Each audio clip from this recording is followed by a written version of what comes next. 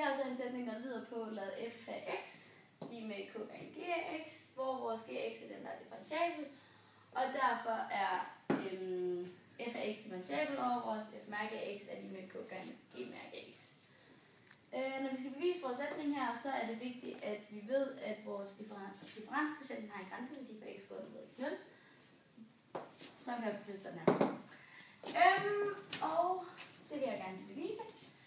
Og det gør man ved, at som det første man gør, så opstår vores differenskvotient, som ser sådan her.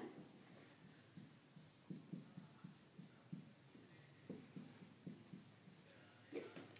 Når man så skal indsætte, eller lave vores differenskvotient, så indsætter man vores led her i vores f af x og f af x0. Derfor kommer det til at se sådan her.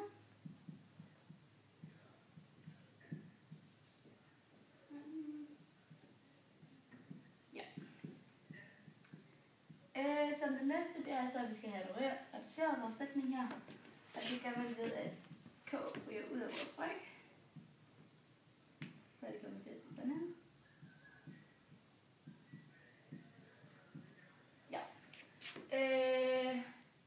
Den ryg, vi har her, det er det samme, som vi har stående her, og derfor ved vi, at det er det samme som g mærke x0. Så nu kan vi lave vores grænseværdi, som er den, vi har stående. Ja.